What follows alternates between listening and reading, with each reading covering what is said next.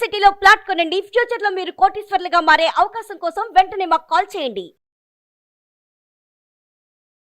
నమస్కారం. కార్తీక పురాణం 20వ రోజు పారాయణలోకి వచ్చాం. ఈరోజు కార్తీక సోమవారం. అయితే సోమవారం నాడు పగలు ఉపవసించి సాయంకాలం దీపారాధన చేసుకుని దేవాలయ దర్శనం ఏదైనా చేసుకుని అవకాశం ఉంటే సాయంకాలమే ప్రదోష కాలంలో ఇంట్లోనో దేవాలయంలోనో రుద్రాభిషేకాన్ని జరిపించి ఉపవాస విరమణ చేయవచ్చు. ఒకవేళ అంత పెద్దదిగా చేయలేకపోతే పగలు ఉపవసించి సాయంకాలం ఇంట్లోనే దీపారాధన చేసుకుని కొంత శివార్చన కానీ విష్ణువార్చన కానీ మన ఇంటి పద్ధతి ఏదైతే ఆ ప్రకారం అర్చన చేసుకుని కాస్త వంట చేసుకుని స్వామివారికి నివేదన చేసి ఆ ఆహారాన్ని భుజించవచ్చు. ఉపవాస విరమణ చేయొచ్చు. ఎవరినైనా పిలిచి వారికి భోజనం పెట్టినా మంచిది. లేదా ఎవరైనా బ్రాహ్మణులకి మోయనివ్వటం లేదా స్వయం పాకం ఇవ్వటం లాంటివి కూడా మంచిదే. సోమవారం నాడు ఒకవేళ పౌర్ణమి నాడు గనక మీరు దీపదానం చేయలేకపోయినా లేదా 365 ఒత్తులు వెలిగించుకునే అవకాశం మీకు కుదరకపోయినా ఈ రోజున సోమవారం నాడు దీపదానం చేసుకోవచ్చు. 365 ఒత్తులు వెలిగించుకోవచ్చు. ఎక్కడైనా నదీ జలాలలో దీపాన్ని వదిలిపెట్టడం లాంటి క్రియలు కూడా చేసుకోవచ్చు. ఇది కార్తీక మాసంలో ప్రత్యేకమైన సోమవారాలు విశేషం కదా. ఇందులో వచ్చిన ఒక సోమవారాన్ని మనం మిగిలిన సోమవారాల్లో చేయలేని క్రియలన్నీ లేదా పౌర్ణమి నాడు చేయలేకపోయినవి కూడా ఆ పుణ్యకార్యాలన్నీ ఈ రోజున చేసుకోవచ్చు. అవకాశాన్ని బట్టి ఈ దొరికిన సోమవారాన్ని సుసంపన్నం చేసుకుందాం దాంతో. అయితే ఇప్పుడు ఇవాళ ఏం కథ చెప్పబోతున్నారో చూద్దాం. జనక మహారాజు అడుగుతున్నారు, మునీంద్ర, సర్వపాపాలని నశింపచేసేది సౌభాగ్యప్రదము అయినటువంటి కార్తీక మహాత్మ్యాన్ని ఇంకా విన్న కొద్దీ వినాలనుంది, ఇంకేదైనా విశేషం చెప్పమని అడిగారు. అడిగితే వశిష్ఠ మహాముని ఇలా చెప్తున్నారు, వినుము ఓ రాజా, ఇది విను. కార్తీక మహాత్మ్యాన్ని గురించి అగస్త్య మహామునికి అత్రి మహామునికి జరిగిన సంవాదం ఒకటి కలదు. అంటే సంవాదం అంటే పోట్లాట అనుకోకూడదని. వాదం అనగానే మనం ఏమనుకుంటాము, డిబేట్ అనుకుంటాం. కాదు, సంవాదము అంటే ప్రసంగం, మాట్లాడుకోవటం అన్నమాట. వాళ్ళు వీళ్ళు ఒకరికొకరు చెప్పుకున్నారు. ఎవరెవరు? అగస్త్య మహాముని, అత్రి మహాముని. ఇది చాలా ఆశ్చర్యకరమైన విషయం అట. ఏం మాట్లాడుకున్నారో చూద్దాం. అత్రి మహాముని ఇలా అంటున్నారు, అగస్త్య మునీంద్ర, ఉపకారం కోసము కార్తీక మహాత్మ్య బోధకమైన హరికథను ఒక దానిని చెప్పేది విను. విష్ణువంశ సంభూతుడమైనటువంటి ఓ అత్రి మునీశ్వర, సద్ధర్మ కీర్తన కాలమందు కార్తీక మాసము చెప్పబడినది. అంటే ఏమిటి? ఏదైనా మంచి విషయం మాట్లాడుకోవాలి అంటే ఋషులు మునులు ఆ మంచి ధర్మాన్ని మాట్లాడే సమయంలో కార్తీక మహాత్మ్యం చాలా విశేషమైందట. దీని గురించి తెలుసుకోగోరుతున్నాను, ఆ ధర్మాన్ని గురించి నేను తొందరగా చెప్పు నాకు అని ఆయన అడిగేసరికల్లా అత్రి మహాముని ఇట్లా చెప్తున్నారు. బాగుంది, నీ ప్రశ్న చాలా పాపనాశకరము. అంటే ఇప్పుడు ఇద్దరు మాట్లాడుకున్నారు. వాళ్ళిద్దరూ ఒక విషయాన్ని గురించి ఇది మంచిది, ఇది పుణ్యప్రదమైనది, చేయవలసిన విధి, మానవులందరూ దీన్ని ఆచరించవలసింది అని ఇద్దరు మహర్షులు మాట్లాడుకుంటే దాన్ని వినినటువంటి శిష్యులు ఒక నోటి నుంచి ఇంకొక నోటికి ఈ సంవాదము, దీని యొక్క విశేషము, ఏ విషయం గురించి పరమపుణ్యప్రదం అని చెప్పుకుంటారో ఆ విషయము ప్రపంచంలోకి వెళ్ళిపోతుంది. ఇప్పుడు ఒక పెద్ద మనిషి ఇంకొక పెద్ద మనిషిని ఒక విషయం మీద ప్రశ్నించారంటే అది కేవలం లోకోపకారం కోసమే జరిగేదట పూర్వం. అందుకని సర్వపాపము పోగొట్టేటువంటిది, అన్ని రకాల పాపాలని పోగొట్టే ప్రశ్న ఇది. కాబట్టి నువ్వు హరికథా సందర్భాన్ని జ్ఞాపకం చేసావు, చెప్తాను విను అని. కార్తీక మాసంతో సమమైన మాసం లేదు, వేదంతో సమానమైన శాస్త్రం లేదు, ఆరోగ్యంతో సమానమైన ఉల్లాసం లేదు, అలాగే హరితో సమానుడైన దైవము లేడు. కార్తీక మాసమందు ప్రాత స్నానము, దీపదానము, హరిపూజ సల్పేవాడు ఇష్టార్థాన్ని పొందుతాడు. విష్ణుభక్తి వలన కలియుగమందు వివేకము, ధనము, యశస్సు, ప్రతిష్ట, లక్ష్మి, విజ్ఞానము, సర్వత్ర విజయాన్ని కూడా పొందుతారు. ఈ విషయాన్ని గురించి ఒక పూర్వ చరిత్ర ఉన్నది అని చెప్పారు. త్రేతాయుగంలో అంటే రాముల వారు పుట్టిన యుగంలోనే వారికంటే చాలా ముందు కాలంలో అయోధ్య నగరానికి సూర్యవంశ సంభూతుడైనటువంటి పురంజయుడు అనే ఒక రాజు ఉండేవాడు. మనకి సూర్యవంశ చరిత్రలు చెప్తారు. వంశ చరిత్ర ఎట్లా చెప్తారంటే వంశస్థులు అయిన రాజుల గురించి చెప్తారు. రాముల వారి వివాహం అప్పుడు శ్రీరామ పట్టాభిషేకాలు అవి జరుపుతాము. సీతారామ కళ్యాణం చేసినప్పుడు వారి వంశస్థులందరి పేర్లు చెప్తారు.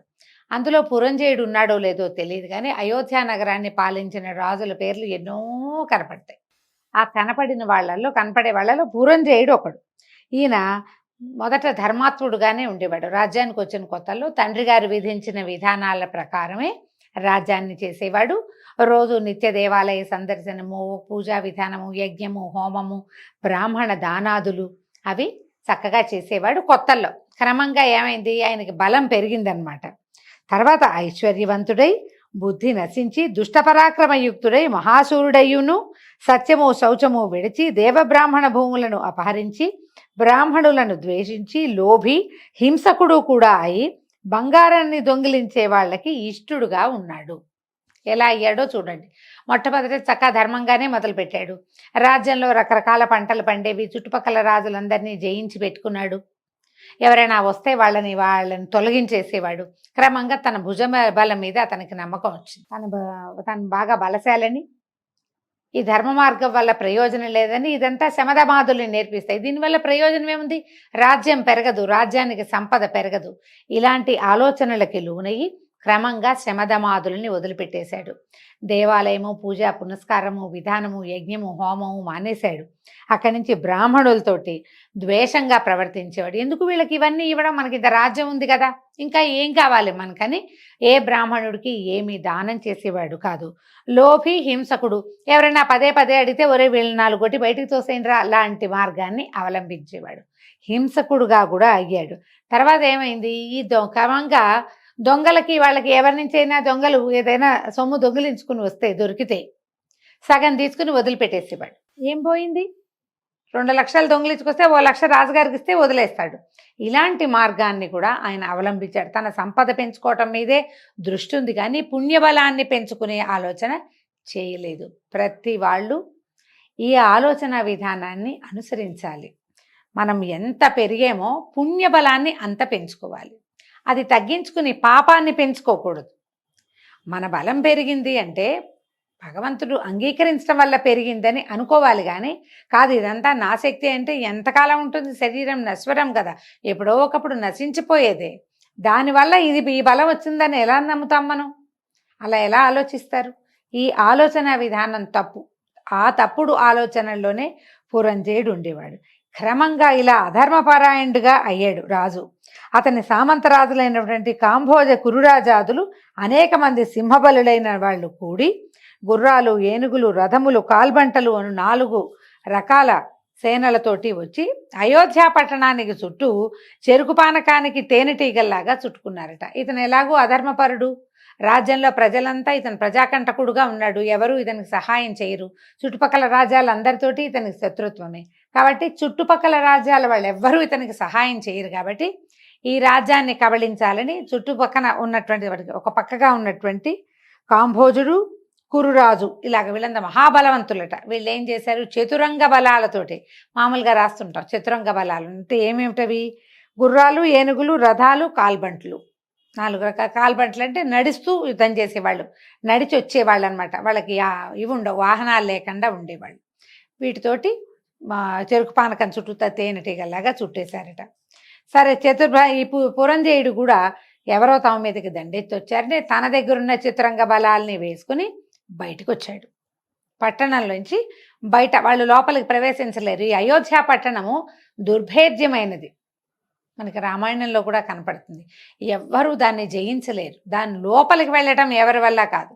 అన్ని పక్కల చేరుంటే సైన్యం చేరుందని లోపల నుంచి రాజులు బయటికి రావాల్సిందే. అయోధ్యలోకి ఏ పరరాజులు ప్రవేశించలేనంత కట్టుదిట్టమైన రాజ్యం అన్నమాట అది.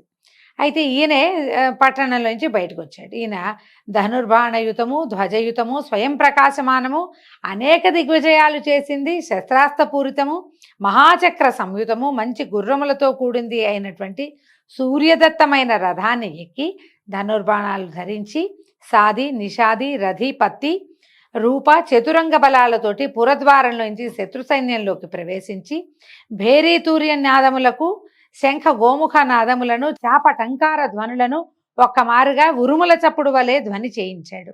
ఎన్ని రకాల మోతలు మోగించట. ఆయనకి తనకున్నటువంటి ఈ చతురంగ బలాలే కాకుండా ఇంకా చిన్న చిన్న సమూహాల్లాగా ఉన్నాయి. మొత్తం సమూహాన్నంతా వేసుకుని బయటకు వచ్చేసాడు. వచ్చేసి ఏం చేశాడు, భేరీ తూర్య నినాదాలు అయ్యి ఇలా ఉంటుంది చూడండి, అర్ధచంద్రాకారం కాదు, ముప్పావు చంద్రాకారంగా ఉంటుంది, హాఫ్ స్పైరల్ లాగా. దాన్ని ఊతి పీ పీ పీ అని ఒక చిత్రమైన సౌండ్ వస్తుంది. అదేంటంటే ప్రమాదానికి సంకేతం. అక్కడి నుంచి ఏం చేయాలి, అవేమో తూర్యాలు అంటారు. భేరి అంటే ఇలా కొట్టేది, మన డోల్ లాంటిది పెద్ద సైజు. యుద్ధ భేరులు వేరేగా ఉంటాయి అవి. ఆ తర్వాత శంఖము గోముఖము ఇలా ఊదేవి, ఆ ఊదేవి. ఆ తర్వాత చాపము టంకారము, బాణాలని ఇట్లా ఇట్లా గాల్లో ధనుస్సుల్ని లా ఇచ్చేస్తే సక్ సక్ సక్ అని శబ్దం వస్తుంది. మన పేంబెత్తాలు తర్వాత చింతబరికెలు గాల్లో కదిపితే ఎలాంటి శబ్దం వస్తుందో అలాంటి శబ్దంతో పాటు టంకారం అంట. ఈ టంకారం అంటే ఏంటంటే ధనుస్సుకి అల్లెత్రాడు కట్టు ఉంటుంది, తాడు బిగించిన తర్వాత లాగితే అదొక విచిత్రమైన శబ్దం వస్తుంది, ధనుష్టంకారము అంటారు. మనం చాలా ఈ రామాయణ భారతాల్లో ఈ పేర్లు ఈ పదాలు వింటూ ఉంటాం. ఆ టంకార ధ్వనులతో ఉరుముల చప్పుడులాగా పెద్ద శబ్దం చేయించాడు. అంటే మీకెవరికి నేను తీసుకోలేదు, నేనేమీ తక్కువ కాదు, నా దగ్గర చతురంగ బలాలు ఉన్నాయి, ఇలాంటివి బోల్డ్ ఉన్నాయి నాకని చెప్పి ఆయన పట్టణంలోంచి యుద్ధానికి బయటకు వచ్చాడు. సాధారణంగా యుద్ధాలు చేసేటప్పుడు ఏంటంటే ముందు ఖచ్చితంగా రణచండికని పూజించాలి, పూజ చేయాలి. ఏదైనా యుద్ధానికి బయలుదేరేటప్పుడు సమయాలు చూసుకోవాలి. మనం కూడా చూడండి, ఏదైనా ముఖ్యమైన పని మీద వెళ్తున్నాం, ఏ పెళ్లి సంబంధానికో వెళ్తాం, ఏ ఉద్యోగ ప్రయత్నమో వ్యాపార ప్రయత్నమో, కొత్తగా అకౌంట్ ఓపెన్ చేయడానికి వెళ్తాం, లేదా ఇప్పుడు రాజకీయ నాయకులు ఇప్పుడు వేస్తారు కదా నామినేషన్లు వేసేటప్పుడు కూడా సమయాలు చూసుకోవద్దు. మన జీవితానికి ఇదే ముఖ్యం అనుకున్నప్పుడు సమయం చూసుకోవాలి. ఒకటి సమయం చూసుకోవాలి. ఏదైనా దేవతా పూజ విధానం ఏదైనా చేసి ఓ అభిషేకమో ఓ పూజ ఓ పునస్కారమో ఓ దేవాలయ దర్శనమో ఏదైనా చేయాలి. ఏమీ చెప్పలేదు చూడండి, వాళ్ళు ఎవరో వచ్చారనగానే అందరినీ పదండి అనేసి మొత్తం జనమంతా బయటకు వచ్చేసారు. కానీ ఈయన పూజ చేసినట్టుగా ఎక్కడా చెప్పబడలా, ఏమీ చేయలే. రణచండికని పూజించకుండా అసలు యుద్ధంలోకి ప్రవేశించరు. ఈ ముందు వచ్చినటువంటి కాంభోజ కురురాజాదులు అవన్నీ చేసుకుని వచ్చారు, వాళ్ళ ఇంటి దగ్గర వాళ్ళు చేసుకునే వచ్చారు. ఈ పట్టణంలో నుంచి బయటకు వచ్చేవాడు 4 చూసుకుని అన్ని దేవాలయాల్లో పూజలు చేయించి తన పేరుతో అర్చనలు చేయించుకుని భగవంతుని పూజించి రావాల్సినటువంటి పురంజయుడు తన భుజబలం మీద అపారమైన విశ్వాసం కలిగిన వాడై భగవంతుణ్ణి తోసి రాజని అసలు వేద మార్గాన్ని అవలంబించకుండా జనాల్ని వేసుకుని పట్టణంలోంచి బయటకు వచ్చాడు. ఈ పురాణాలు మనకి ప్రత్యేకంగా చెప్పే సంగతులు ఇవేనండి. ఏదైనా ముఖ్యమైన పని ఇదే మన జీవితం అని అనుకున్నప్పుడు దాన్ని శ్రద్ధతోటి చేయాలి. మనకి ఒక విధానం ఉంది, ప్రత్యేకమైన సమయాలు, ఏ సమయంలో వెళ్ళాలి, సమయంలో వెళ్ళకూడదు. ఈ వారం మంచిది, ఈ వర్జ్యం పనికిరాదు. ఈ వర్జ్యం అంటే అసలు వదిలేయవలసిన సమయం. ఆ తర్వాత హోరాకాలాదులు చూసుకోవటం, రాహుకాలమా దుర్ముహూర్తమా చూసుకుని బయలుదేరాలి. చూడకపోతే సావు తప్పి కన్నులెట్టబోయింది పురంజయుడికి. మనకేమో పని అవ్వదు, ఏ పని మీద వెళ్తున్నామో అది సక్సెస్ కావాలి కదా, అది కాదు. కాబట్టి ఇలా ఎక్కడికైనా వెళ్ళేటప్పుడు ఆ జాగ్రత్తలన్నీ వహించాలి. ఏ జాగ్రత్తలు వహించనిటువంటి ఈ పురంజయుడు యుద్ధరంగంలో అడుగుపెట్టాడు చతురంగ బలాలతోటి.